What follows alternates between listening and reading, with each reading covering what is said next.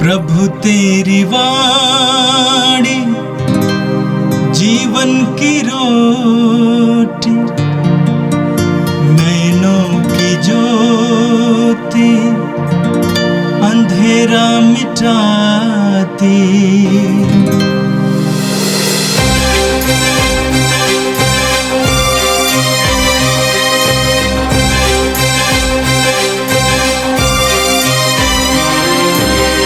प्रभु तेरी वाणी जीवन की रोटी, नैनों की ज्योति अंधेरा मिटाती।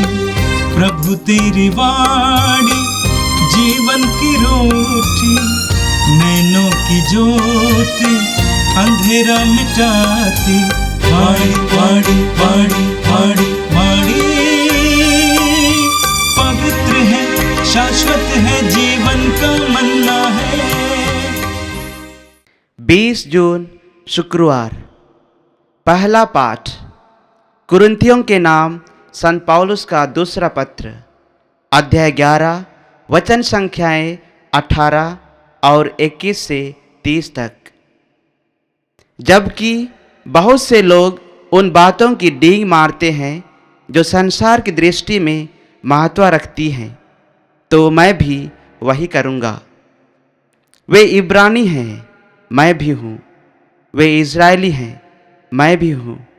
वे इब्राहिम की संतान हैं, मैं भी हूँ। वे मसीह के सेवक हैं। मैं नादानी की झोंक में कहता हूँ कि मैं इस विषय में उनसे बढ़कर हूँ। मैंने उनसे अधिक परिश्रम किया, अधिक समय बंदीगृह में बिताया और अधिक बार कोड़े खाए। मैं बारंबार प्राण संकट में पड़ा। यहूदियों ने मुझे 5 बार एक कम 40 कोड़े लगाए। मैं 3 बार बेतों से पीटा और 1 बार पत्थरों से मारा गया।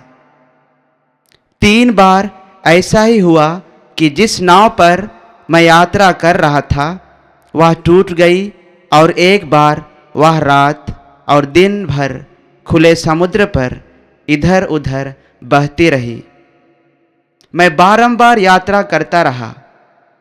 मुझे नदियों के खतरे का सामना करना पड़ा, डाकुओं के खतरे, यहूदियों के खतरे, गैर यहूदियों के खतरे, नगरों के खतरे, निर्जन स्थानों के खतरे, समुद्र के खतरे और कपटी भाइयों के खतरे का। मैंने कठोर परिश्रम किया और बहुत सी रातें जागते हुए बिताई। मुझे अक्सर भोजन नहीं मिला। भूख प्यास, ठंड और कपड़ों का अभाव, यह सब मैं सहता रहा। और इन बातों के अतिरिक्त सब कलीसियाओं के विषय में मेरी चिंता हर समय बनी रहती है।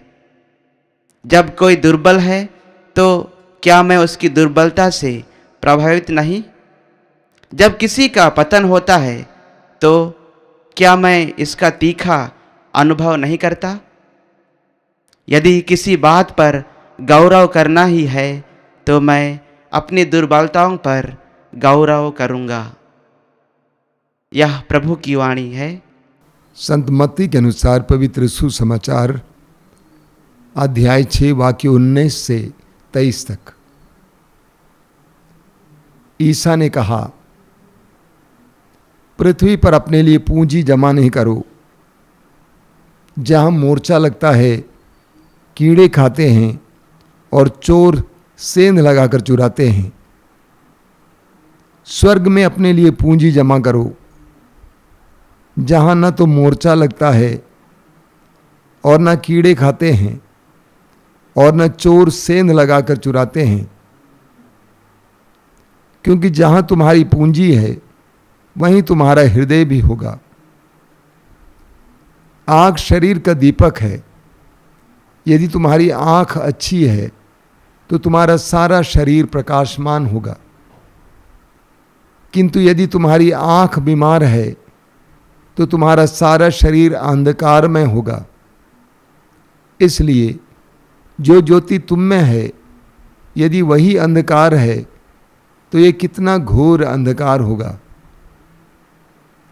यह प्रभु का दिव्य सुसमाचार है। ख्रिस्त प्रभु की जय। मेरे प्रिय भाई और बहनों, आज का पहला पाठ कोरिन्थियों के नाम संत पौलुस के दूसरे पत्र के अध्याय 11 से लिया गया था। पौलुस और साथियों के परिश्रम के कारण कोरिन्थ में एक बहुत बड़ी कलीसिया की स्थापना हुई। विश्वासियों का एक बहुत बड़ा समुदाय तैयार हुआ। ऐसे में वहां बहुत सारे अन्य मसीह शिक्षक भी आए। वे भी लोगों को अपनी शिक्षाओं के द्वारा अपनी ओर आकृष्ट करने का प्रयास करते थे। वे अपने प्रतिभाओं पर गर्व करते थे और लोगों को इस बात की ओर आकृष्ट करने का प्रयास करते थे कि हम पौलुस से ज्यादा शक्तिशाली हैं, ज्यादा प्रतिभावान हैं। ऐसी परिस्थिति में पौलुस कुछ भावुक बन जाते हैं। आध्यात्मिक होने के बावजूद कभी कभी हमारे अंदर भावुकताएं काम करती हैं और पौलुस कहते हैं, वे इब्रानी हैं, मैं भी हूं। वे इस्राएली हैं, मैं भी हूं। वे इब्राहिम की संतान हैं, मैं भी हूं। वे मसीह के सेवक हैं। मैं नादानी की झोंक में कहता हूं कि मैं इसमें उनसे बढ़कर हूं। पौलुस कोरिन्थ के विश्वासियों को समझाते हैं कि उन लोगों से ज्यादा मैंने परिश्रम किया है। इसके बाद पौलुस सुसमाचार की घोषणा के लिए कितनी पीड़ाएं झेले हैं उसके बारे में एक सुंदर वर्णन देते हुए कहते हैं, मैंने उनसे अधिक परिश्रम किया, अधिक समय बंदी गृह में बिताया और अधिक बार कोड़े खाए। मैं बारंबार प्राण संकट में पड़ा। मैं 3 बार बेंतों से पीटा और 1 बार पत्थरों से मारा गया। 3 बार ऐसा हुआ कि जिस नाव पर मैं यात्रा कर रहा था वह टूट गई और 1 बार वह पूरे 24 घंटे खुले समुद्र पर इधर उधर बहती रही। पौलुस सुसमाचार के लिए क्या यातनाएं सहे उसके बारे में बताते हैं। मैं बारंबार यात्रा करता रहा। मुझे नदियों के खतरे का सामना करना पड़ा, डाकुओं के खतरे का सामना करना पड़ा, यहूदियों के खतरे का सामना करना पड़ा। मैंने कठोर परिश्रम किया और बहुत सी रातें जागते हुए बिताई। मुझे अक्सर भोजन नहीं मिला। भूख, प्यास, ठंड और कपड़ों के अभाव, ये सब मैं सहता रहा। मैं इन बातों के अतिरिक्त सब कलीसियाओं के लिए मेरी चिंता हर समय बनी रहती है। सुसमाचार के लिए पौलुस ने कितनी यातनाएं सही, इसका सुंदर वर्णन है। पौलुस ने कलीसिया की स्थापना के लिए, सुसमाचार की घोषणा के लिए अथक परिश्रम किया, पीड़ाएं झेली, घोर अत्याचार का सामना किया। मेरे प्रिय भाई और बहनों, सुसमाचार की घोषणा का कार्य आसान नहीं है। सुसमाचार की सेवा का कार्य आसान नहीं है। उसके लिए हमें कई यातनाएं सहनी होती हैं, अत्याचार सहना होता है। पौलुस ने उसका बहुत सुंदर वर्णन हमारे सामने रखा। अंत में पौलुस क्या कहते हैं, यदि किसी बात पर गर्व करना है तो मैं अपनी दुर्बलताओं पर गर्व करूंगा। पौलुस कहते हैं कि मैं अपनी प्रतिभाओं पर गर्व नहीं करता हूं, अपनी शक्तियों पर गर्व नहीं करता हूं, बल्कि मैंने सुसमाचार के लिए अपने जीवन में कितना दुख सहा है इस पर गर्व करता हूं। और इतना ही नहीं, मैं अपनी दुर्बलताओं पर गर्व करता हूं। पौलुस स्वयं अपने में काफी दुर्बलताओं को झेलते थे। पौलुस कहते हैं मैं इन पर गौरव करता हूं। मेरे प्रिय भाई और बहनों, हमारे जीवन में भी कभी कभी हमें दुख, पीड़ाएं और दुर्बलताओं का अनुभव करना पड़ता है। हम इसके कारण बहुत टूट जाते हैं, दुखी हो जाते हैं, निराश हो जाते हैं। ऐसी परिस्थिति में पौलुस हमारे लिए एक बहुत सुंदर उदाहरण है। पौलुस कहते हैं कि मैं अपनी दुर्बलताओं पर गौरव करता हूं। हम लोग अक्सर अपनी दुर्बलताओं के कारण टूट जाते हैं, निराश हो जाते हैं, उदास हो जाते हैं, अपने में हीन भावना महसूस करते हैं, छोटपन महसूस करते हैं। लेकिन पौलुस अपनी दुर्बलताओं पर गौरव करते हैं। ये एक सच्चा आध्यात्मिक मनोभाव है। हमारे अंदर भी ऐसा आध्यात्मिक मनोभाव होना चाहिए। हमें टूटना नहीं चाहिए दुख पीड़ाओं के सामने, अपनी ही दुर्बलताओं के सामने, बल्कि प्रभु के सामने ईमानदारी से उनको ग्रहण करते हुए, स्वीकार करते हुए ये कहना चाहिए कि मैं गर्व करता हूँ, ये मेरे लिए अच्छा है, मेरे कार्य के लिए अच्छा है, सुसमाचार के विस्तार के लिए अच्छा है, ईश्वर के राज के लिए विस्तार के लिए अच्छा है। और आज का सुसमाचार संत मत्ती के सुसमाचार के अध्याय 6 से लिया गया था। आज के सुसमाचार में प्रभु यीशु हमें मुख्य रूप से 2 शिक्षाएं देते हैं।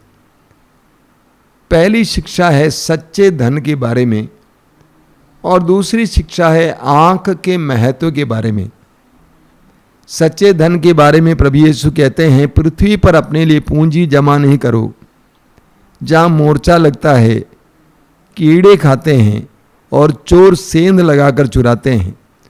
स्वर्ग में अपने लिए पूंजी जमा करो, जहाँ ना तो मोर्चा लगता है, ना कीड़े खाते हैं और ना चोर सेंध लगाकर चुराते हैं। हम सभी लोग इस संसार में कुछ ना कुछ प्राप्त करना चाहते हैं, कुछ ना कुछ इकट्ठा करने में लगे हुए हैं। लोग धन इकट्ठा करने में लगे हुए हैं और उससे संबंधित अन्य बातें इकट्ठा करने में लगे हुए हैं। लेकिन प्रभु कहते हैं कि सांसारिक धन चुराया जा सकता है, यह सांसारिक धन नष्ट किया जा सकता है। हम जानते हैं संसार में बड़े से बड़े लोग, बड़े से बड़े धनी लोग गिरे हैं, उनका धन मिट गया है। हम जानते हैं संसार में बड़े से बड़े लोग आए, बड़े से बड़े धनी लोग मरे, मरते समय कुछ लेके नहीं गए। इस संसार का धन मिटने वाला धन है। ठीक इसके विपरीत प्रभु यीशु कहते हैं कि स्वर्ग में अपने लिए पूंजी जमा करो, जहां ना तो मोर्चा लगता है, ना कीड़े खाते हैं और न चोर सेंध लगाकर चुराते हैं। प्रभु कहते हैं स्वर्ग में अपने लिए पूंजी जमा करो, आध्यात्मिक पूंजी जमा करो, सांसारिक पूंजी नहीं बल्कि आध्यात्मिक पूंजी जमा करो। शांति, प्रेम, विश्वास, भरोसा, सहनशीलता, आनंद, सच्चा आनंद, ये जमा करने का प्रयास करो। इसको इकट्ठा करने के लिए प्रयास करो, प्रयत्न करो। ये कोई छीन नहीं सकता है। सांसारिक धन छीना जा सकता है, नष्ट किया जा सकता है, लेकिन ये धन बराबर बने रहने वाला धन है। पौलुस कहते हैं कोलोसियों के पत्र के अध्याय 3 वाक्य 1 में, अगर आप यीशु मसीह के साथ जी उठे हैं तो ऊपर की चीजों की चिंता किया करें। एक सच्चा विश्वासी, एक सच्चा मसीही ऊपर की चीजों की चिंता किया करता है। एक सच्चा विश्वासी और मसीही वो है जो इस संसार में रहता है और उसको सांसारिक चीजों की आवश्यकता होती जरूर है, सांसारिक चीजों की खोज जरूर करता है, लेकिन उसके साथ साथ उसकी दृष्टि ऊपर की चीजों पर भी लगी हुई है। ये सच्चा विश्वासी है। संत पौलुस हमें दूसरे कुरिन्थियों के पत्र के अध्याय 4 वाक्य 18 में कहते हैं, समझाते हैं। वो कहते हैं इसलिए हमारी आंखें दृश्य पर नहीं बल्कि अदृश्य चीज़ों पर लगी हुई हैं, क्योंकि हम जो चीज़ें देखते हैं वे अल्पकालिक हैं, अनदेखी चीज़ें अनंत काल तक बनी रहती हैं। एक बार और सुनिए, पौलुस कहते हैं हमारी आंखें दृश्य पर नहीं बल्कि अदृश्य चीज़ों पर टिकी हुई हैं, क्योंकि हम जो चीज़ें देखते हैं वे अल्पकालिक हैं, क्षणिक हैं, मिटने वाली हैं। अनदेखी चीज़ें अनंत काल तक बनी रहती हैं। हमें इस ज्योति को प्राप्त करने की जरूरत है। हमें ज्ञान प्राप्त करने की जरूरत है कि हमें ऐसा धन इकट्ठा करना चाहिए जो बना रहता है, जो अनंत काल तक बना रहता है। क्या फायदा है जिसको आप इकट्ठा करें और नष्ट हो जाएं? क्या फायदा आप इकट्ठा करें, कोई और उसका लाभ उठाएं? तो इसीलिए प्रभु यीशु कहते हैं कि अपने लिए स्वर्ग में पूंजी जमा करो। आगे और एक बात इसके बारे में प्रभु कहते हैं, जहां तुम्हारी पूंजी है वहीं तुम्हारा हृदय भी होगा। अगर आपके मन में सांसारिक चीजों को इकट्ठा करना ही एकमात्र उद्देश्य है तो आपका ध्यान वहीं पर होगा। ऐसे में आप आध्यात्मिक जीवन नहीं जी पाएंगे। आपका मन संसार में रम जाएगा। सांसारिक चीजें इकट्ठा करना, पैसा बढ़ाना, पैसा बढ़ाना, पैसा बढ़ाना, आप अपने मन को ईश्वर पर लगा नहीं पाएंगे। ऐसे लोग आध्यात्मिक जीवन जी नहीं पाएंगे। ऐसे लोग प्रार्थना नहीं कर पाएंगे, क्योंकि उनका मन उनकी पूंजी पर है, उनका हृदय उनकी पूंजी पर है। दूसरी शिक्षा प्रभु यीशु जो देते हैं वो आंख के बारे में है। प्रभु कहते हैं आंख शरीर का दीपक है। यदि तुम्हारी आंख अच्छी है तो तुम्हारा सारा शरीर प्रकाशमान होगा, किंतु यदि तुम्हारी आंख बीमार है तो तुम्हारा सारा शरीर अंधकारमय होगा। प्रभु कहते हैं तुम्हारी आंख तुम्हारे शरीर का दीपक है। एक छोटा सा उदाहरण लीजिए। एक गाड़ी है, गाड़ी के सामने दो बत्तियां हैं, दो लाइट्स हैं, हेडलाइट्स हैं, वो उस गाड़ी की आंखें हैं। अगर हेडलाइट्स खराब हो जाएं तो गाड़ी कैसे आगे बढ़ेगी? आगे बढ़ नहीं पाएगी, विशेष करके रात के समय। प्रभु यीशु कहते हैं हमारा जीवन भी इसी प्रकार है। हमारी आंखें हमारे शरीर का दीपक है। अगर वो आंख खराब हो जाए तो हम लोग अंधकार में जीवन जिएंगे। बाइबल में हमें बहुत सारे उदाहरण मिलते हैं। आप राजा दाऊद के बारे में सुने हैं। राजा दाऊद ईश्वर के द्वारा अभिषिक्त राजा था। इस्राएल पर 40 साल तक शासन करने वाला राजा, एक ऐसा महान राजा जो ईश्वर की दृष्टि में अच्छा माना जाता था। हम सामुएल के ग्रंथ के दूसरे ग्रंथ के अध्याय 11 में पढ़ते हैं, उस राजा ने एक नारी को नहाते हुए देखा और उसके नंगे बदन को देखकर उसके अंदर लालसा उत्पन्न हुई। वो नारी को देखता रहा। उसकी नज़रों के द्वारा, उसकी आंखों के जरिए वासना की आत्मा उसके अंदर प्रविष्ट कर गई और राजा दाऊद ने उसके साथ व्यभिचार किया। राजा दाऊद को अपनी आंखों पर नियंत्रण नहीं था। दाऊद की आंखें खराब थी। मैं देखता हूं कि इस संसार में बहुत सारी लोगों की आंखें, नजरें बहुत खराब हैं, अपवित्र हैं, ईर्ष्या से भरी हुई हैं, इसीलिए वे पापमय जीवन जीते हैं। प्रभु यीशु आज हमें समझाते हैं कि हमें अपनी नजरों को, अपनी आंखों को अपने वश में रखने की आवश्यकता है।